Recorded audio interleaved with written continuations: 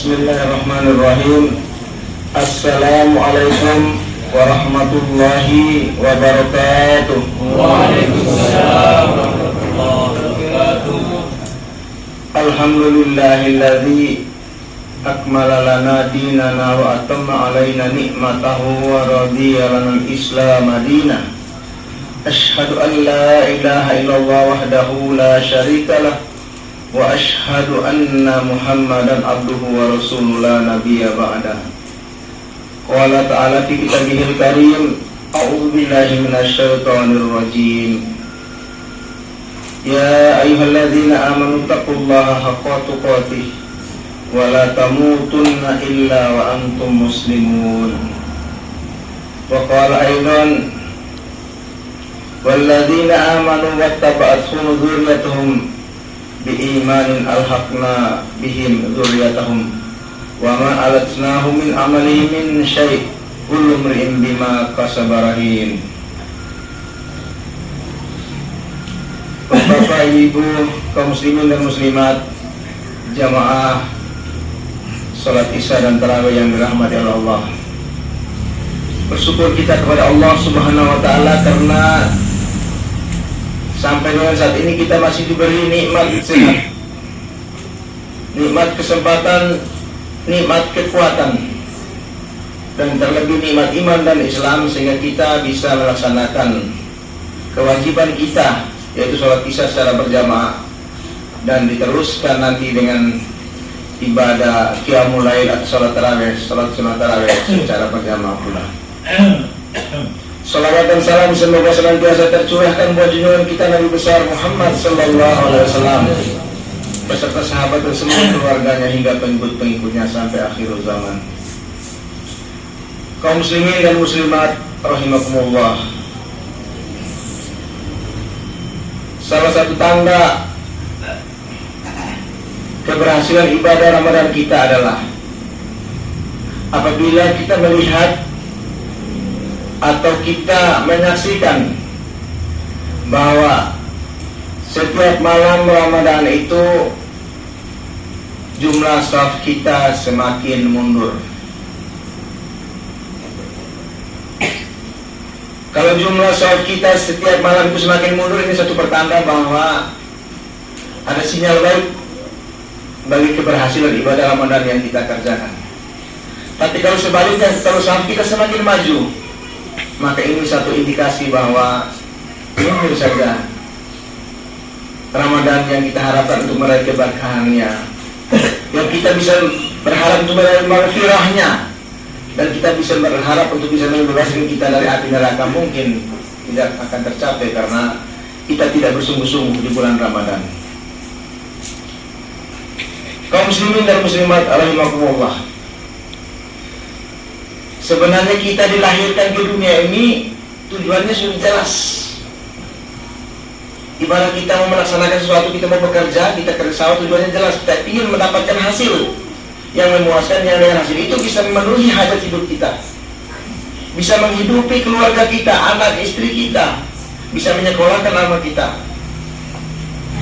Begitu pula dengan Allah menciptakan kita, ini punya tujuan yang jelas. Wa ma khalaqtul jinna wal insa illa liya'budun. Tidaklah aku menciptakan makhluk yang namanya jin dan manusia kecuali untuk beribadah kepadaku. Makanya sebuah penyimpangan besar, sebuah pengingkaran kalau kita hidup ini tidak beribadah kepada Allah SWT. Maka kata Allah dalam Al-Quran, kalau kita hidup ini tidak beribadah, maka kita lahirkan seperti binatang, seperti orang, bahkan lebih jelek daripada binatang. Karena binatang tidak ada hari kiamat, tidak ada hari kebangkitan, tidak ada hari hisab, tidak ada hari mahsyar. Tapi manusia setelah kehidupan dunia ini masih ada tahapan-tahapan selanjutnya yang akan kita lalui, mulai dari alam kubur, alam mahsyar, alam mizan, dan sampai kepada terakhir surga atau neraka. Kaum muslimin dan muslimat jamaah Isya dan tarawih rahimakumullah, di bulan Ramadan ini, di mana-mana kita dengar semarak membaca Al-Quran, zikir, kita tadrus bahkan sampai jam 11 malam. Tujuannya apa sebenarnya? Tujuannya adalah kita ingin mendapatkan keridhaan Allah Subhanahu wa taala. Kan kita siang hari kita sudah puasa, maka kita lengkapi ibadah puasa kita dengan amalan-amalan sunnah. Jangan kita sepelekan amalan sunnah. Karena amalan sunnah itu akan menunjang amalan-amalan wajib kita.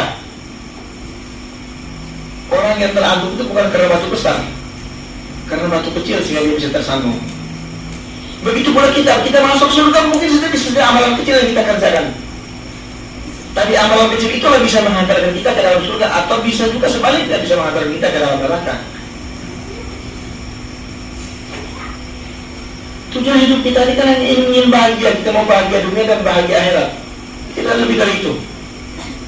Kalau ada manusia yang tujuannya lebih dari itu perlu dipertanyakan tentang kemanusiaannya. Kita hanya ingin bahagia dunia dan bahagia akhirat. Bahagia dunia bagaimana kita berusaha, kita bekerja, dan agama kita memerintahkan supaya mau bekerja. Yang penting mencari rezeki yang halal.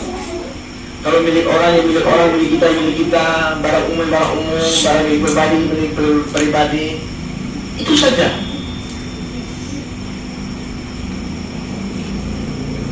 Kemudian yang kedua adalah kita ingin mendapatkan kebahagiaan dan rezeki di akhirat kelak. Ada satu amalan yang kelihatannya sepele bagi kita tidak akan berhasil, tapi sebenarnya sangat dahsyat di sisi Allah SWT, yaitu amalan talil Quran, membaca Al-Quran. Di bulan Ramadan ini juga disebut dengan Syahrul Quran, bulan Quran, karena diturunkannya bulan Al-Quran, diturunkannya Al-Quran pada tanggal 17 Ramadan. Maka disebut Syahrul Ramadan alladzi unzila fihil Qur'an hudan lin-nasi wa bayyinatin minal huda wal furqan. Bulan Ramadan adalah bulan yang di dalamnya diturunkan Al-Quran sebagai pembeda antara yang hak dan yang batil. Jelas sekali Al-Quran diturunkan untuk membedakan antara hak dan yang batil. Artinya kalau manusia ini masih berpegang teguh kepada Al-Quran, maka dia tidak akan tersesat di hidupnya. Dalam surat ke-51, surat At-Tur, ayat 21 dan seterusnya dijelaskan, walladzina amanu wattaba'atuhum dzurriyyatuhum biimanin alhaqna bihim dzurriyyatahum wa ma alatnahum min amalihim min syai'. Orang-orang yang beriman, wattaba'atuhum biimanin, dan orang-orang yang mengikuti mereka dalam keimanan, ini ditujukan kepada kita, para pemimpin, para keluarga, baik itu sebagai suami, sebagai istri. Dia beriman kemudian diikuti oleh istri atau oleh suaminya dan anak-anaknya dan semua keluarganya. Apa kata Allah?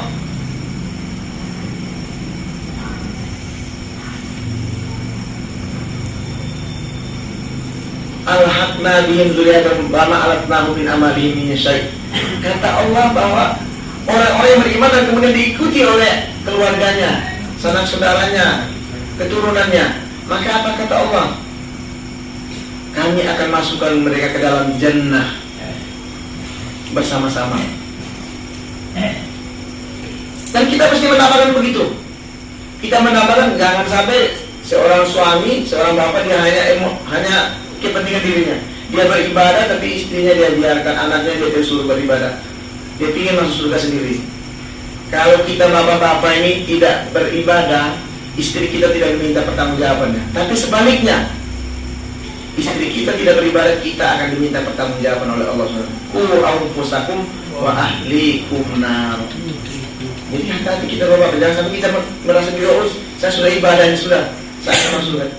Tidak dijamin kita masuk surga kalau kita tidak pernah menyuruh dan mengarahkan istri dan anak-anak kita untuk beribadah. Tapi kalau istri kita yang taat, walaupun kita ini normal, kita minum apa segala macam, istri kita tetap masuk surga. Dia tidak diminta pertanggungjawaban tentang perbuatan suaminya. Tapi sebaliknya, suami akan diminta pertanggungjawaban istrinya kalau dia membiarkan istrinya itu tidak taat kepada Allah Subhanahu wa taala. Maka di ayat yang lain di surat Ar-Ra'd ayat ke-23, walladzina sabaru ibtigha'a wajhi rabbihim wa aqamus shalah wa anfaqu mimma razaqnahum sirran wa lam yatawalla'una bil hasanati sayyi'ah ulaika lahum uqbaddar.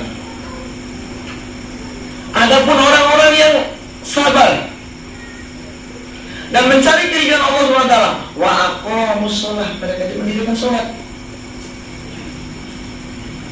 Jadi sabar mendirikan sholat. Kenapa? Karena kita melaksanakan ibadah ini butuh kesabaran. Karena ada orang yang tidak sabar, di sebentar sudah imam dibacanya lama sekali. Prosedur imam pikir sudah rumah. Padahal kalau kita duduk acara kita di rumah, acara keluarga biar berjam-jam, bahkan satu hari penuh pun kita tidak merasa bosan. Tapi ketika kita beribadah, kita ini paling cepat, kita kaum muslimin ibadah ini hari raya paling lama setengah jam. Tapi umat yang lain kalau ibadah sampai berjam-jam biasa. Ini diuji kesabaran kita. Kesabaran dalam melaksanakan perintah Allah SWT. Apa kata Allah? Wa aqamu sholata wa anfaqu mimma razaqnahum sirran wa alaniyatan wa yadra'una bil hasanati sayyi'ah. Ulaika lahum uqbad dar. Setelah dia mengerjakan sholat, kemudian dia menginfakkan hartanya. Menginfakkan hartanya ini sesuai dengan kemampuan kita. Jangan pikir, oh saya miskin, saya tidak punya kewajiban, tidak punya hak untuk menginfakkan. Kalau seorang miskin menginfakkan 10.000, nilainya luar biasa sesuai dengan kemampuannya. Tahu dahsyatnya sedekah. Sedekah itu bisa memadamkan kemurkaan Allah SWT. As-sadaqatu daf'ul bala. Dan sedekah itu dapat menolak bala, dapat menolak musibah. Makanya kalau orang banyak sedekah, kita lihat jarang dia dapat musibah. Karena ini janji Allah. Kalau dia bersedekah itu, dia akan dihindari dari segala bala. Bahkan bisa menyembuhkan penyakit-penyakit yang tidak bisa diobati secara medis. Dan ini perlu dibuktikan. Di Jawa pernah ada seorang yang terserang penyakit kronis yang oleh dokter sudah divonis bahwa susah untuk disembuhkan. Akhirnya ada satu dokter menyarankan sudah kau bersedekah. Dia panggil beberapa fakir miskin itu, dia kasih makan dan dia beri dengan uang untuk fakir miskin. Alhamdulillah dengan izin Allah 2 minggu kemudian dia beresat, penyakitnya hilang. Di zaman Nabi Ibrahim juga pernah terjadi. Itu orang yang sebenarnya sudah diinformasikan besok dia akan meninggal dunia. Malaikat Israel memberitahu kepada Ibrahim, ada seorang pemuda yang besok saya akan cabut nyawanya. Terus saya bilang, aduh kesian ini orang ini, besok saya tahu dia ini mau nikah nih. Undangannya sudah tersebar, dia mau nikah nih. Terus bagaimana, apa saya harus beritahu atau tidak nih? Jadi kalau dia menikah jangan tersinggung dan juga ya. Masyaallah.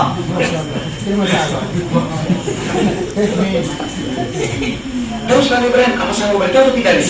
Nabi Ibrahim, sudah biarlah takdir Allah itu berjalan sesuai dengan kodrat. Saya tidak akan beritahu. Tapi apa yang terjadi di dalam diri seorang muda? Kalau kita ini kalau besok menikah yang malam ini persiapan uang sekian juta itu hanya untuk sosis filmnya, untuk apa segala macam. Ini si pemuda ini dia gunakan uang itu dia sedekahkan. Sekian dirham. Apa yang terjadi? Luar biasa. Keesokan harinya ternyata si pemuda ini tidak jadi meninggal. Memang takdir Allah itu pasti, itu haknya Allah, hak prerogatifnya Allah yang tidak bisa dicampur tangan oleh manusia. Yas'alunaka 'anil qulil min amri rabbih. Bahkan Nabi ditanya tentang ruh, kata Nabi, roh itu adalah urusan Tuhan. Nabi tidak boleh kita manusia.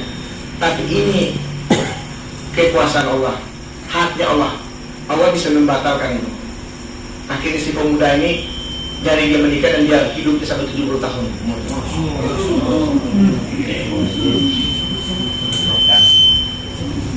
Ya, itu dahsyat dia sedekah. Janji Allah. Kita bersedekah secara diam maupun secara terang-terangan itu boleh, asal niatnya kita lillahi ta'ala, bukan karena untuk dipuji atau dinilai orang bahwa kita bersedekah. Wa yadra'una bil hasanati sayyi'ah. Kemudian dia menarik kebaikan itu, dia menolak keburukan itu dengan kebaikan. Kita ini sudah berbuat salah, sudah buat dosa, tapi tidak ditutup dengan kebaikan. Akhirnya dosa kita semakin bertambah banyak, kebaikan kita semakin berkurang. Pada dalam agama itu, dengan kebaikan yang kita lakukan itu bisa menutup kejelekan yang kita kerjakan. Maka ittaqillah itu makum tawat saya telah sangat tambuh wa khaliqin nas bi khuluqin hasan. Takutlah kamu kepada Allah dan ikutilah perbuatan jelek itu dengan perbuatan baik. Masih ada imamnya. Siapa tahu besok ketika dimiliki imam, amal kita mungkin amal kebaikan dengan keburukan lebih berat kebaikan, kita kita akan masuk surga. Tapi kalau amal keburukan lebih banyak, maka kita pasti akan masuk neraka. Satu hari di neraka sama dengan 1000 tahun di dunia. Jangan dia masuk neraka, dia masuk surga lagi. Persoalannya lakinya beda dengan di dunia. Kalau satu hari misalnya sama dengan 1000 tahun, berapa lama kita di neraka? Makanya kenapa kita harus berdoa supaya kita masuk surga tanpa hisab? Karena persoalannya bukan seperti kita hidup di dunia ini.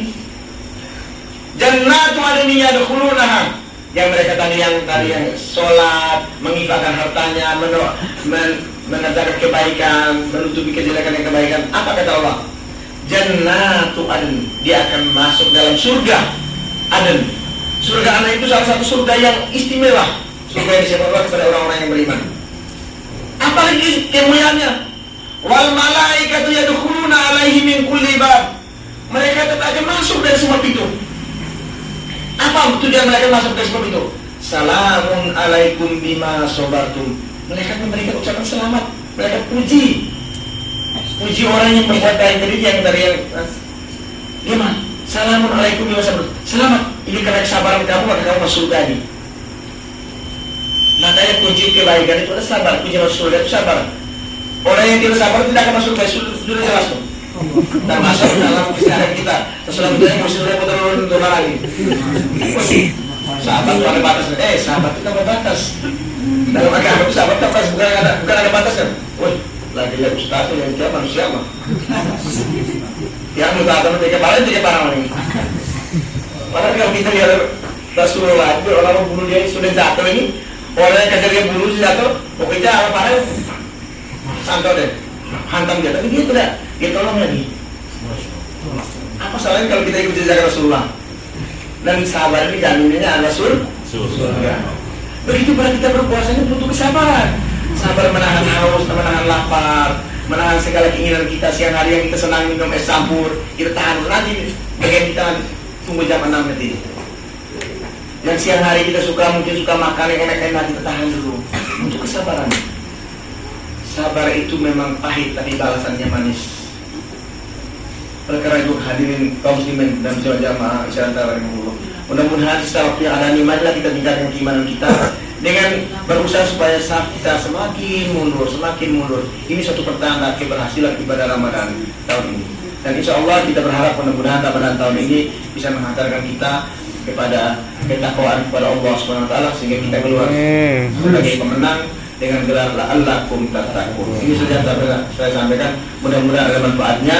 Dan yang terakhir, kami ini tim Safari dari MTS dan Mas Nurus Adam Al-Kokot.